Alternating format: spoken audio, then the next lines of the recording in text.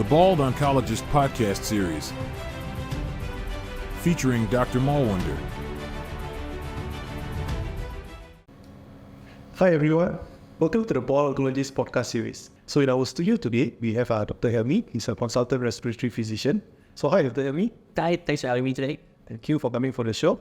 So Dr. Helmi, let's talk a little bit about lung cancer. Okay. So what are the national screening tools which we have for lung cancer at MOO? So if you're talking about screening, then one thing that we tend to advocate and push forward is going for low-dose CT scans.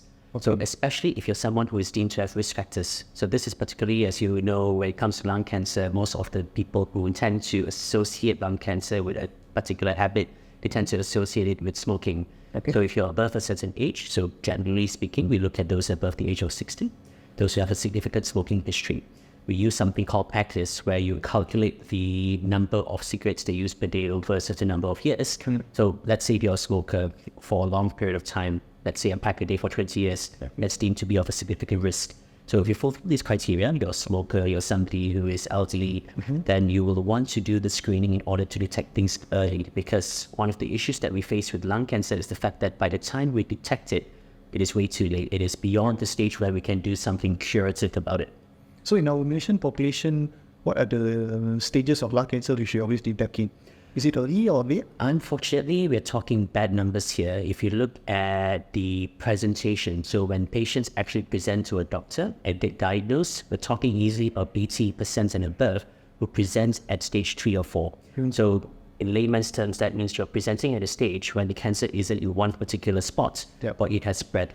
And the correlation to that with outcome is bad. So the later you present, the worse the outcome, which is why detecting early is very important. What about patients who are or normal population who actually have family history?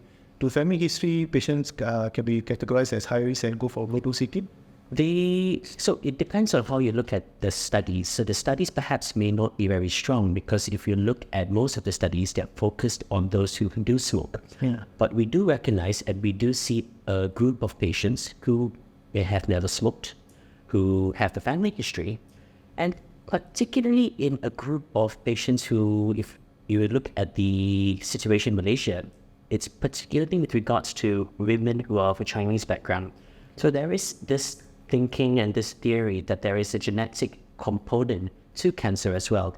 So if you look, I'm sure you know this better than I do, for when it comes to cancer, it's not purely just risk factors, but it's also genetic susceptibility. And of course, that in conjunction with lifestyle does make things worse. So we have patients who develop cancer perhaps without ever being a smoker. We have patients who are, unfortunately, patients who've been diagnosed with cancer because they've been victims of secondhand smoke.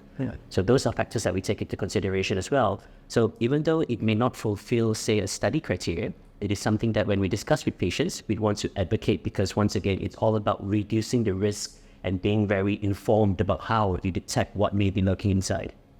So what's the difference between a low-dose CT versus a normal CT scan? So in theory, you are, well, put that aside. It's not in theory.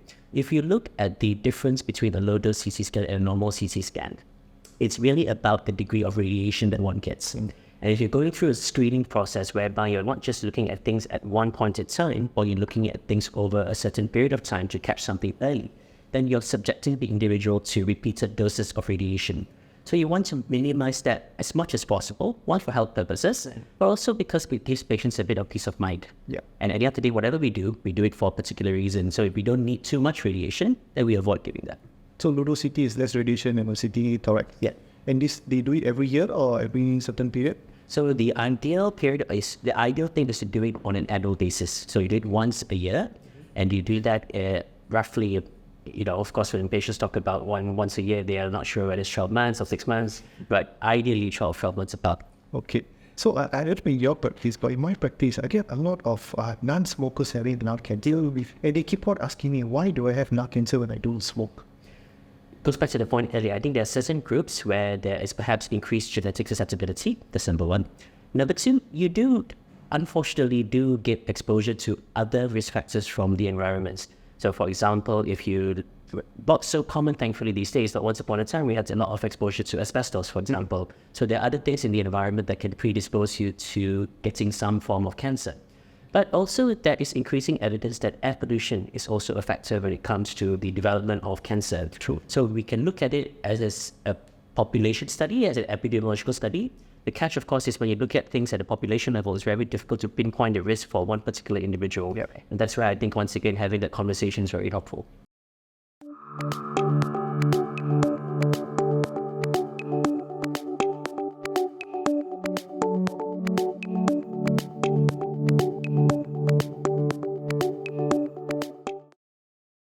So it's always like multifactorial, like Exactly. smoking or sedentary lifestyle, genetic, or campur-campur rojak that turn out to be cancer. Exactly. So, so that unfortunately makes it very tricky to discuss sometimes. And of course, when you look at the papers or when you scroll through your TikTok, there's always this tendency to go for something simple, right? They want a straightforward answer with a straightforward solution. Yeah. But life isn't like that, unfortunately. Especially cancer. Is That's actually cancer, exactly. So sometimes people think, for example, that, oh, I've done my tumor markers every year, and everything is fine. Yeah. But then once again, if you delve into what tumor markers actually are, they are most of the types that we use for so-called screening purposes. Actually, as doctors, we don't use it to screen, but we use to monitor progression of something that's already established. Yep. And not all tumor markers cover all types of cancer. True. And lung cancer especially, there isn't a specific type of tumor marker that correlates with the presence or even the development of lung cancer. So once again, it's nice to have something simple, but I want to go and just check for everything. But in real life, it actually involves a little bit more in-depth conversations, like the one we're having now. Yes. So I always just tell my patient, there's no single test to check the cancer. Every single cancer have their own screening tool. Tumor markers are worse to do for cancer screening, especially only for PSA if you're sick. Okay, there's guidelines which say PSA you can do for prostate cancer screening. But other than that, all your tumor markers, you can have a stage 4 disease, but you can have cancer all over your body. Exactly. Because the sensitivity is only about 15%. But yet, a lot of patients will always still go for tumor marker screening. They refuse to do mammogram, ultrasound, or even do CT, bronchoscope, pap smear. They try to find something easy. I suppose it's a bit of human nature, isn't it? Yeah. And once again, when I do talk to my patients and I counsel them, it's getting them to understand that, first of all, whether they understand what cancer actually is. Because cancer, sometimes people just assume that cancer is the same for every single part of the body.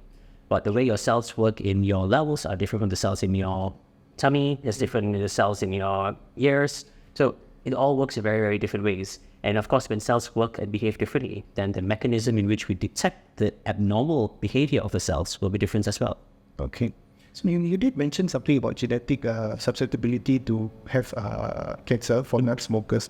What kind of genetic disorder you're talking about? Is it those like a certain specific mutation which you see? So it's not as straightforward as, say, a disease like cystic fibrosis, where when you detect a particular type of mutation, it then leads to a particular type of disease.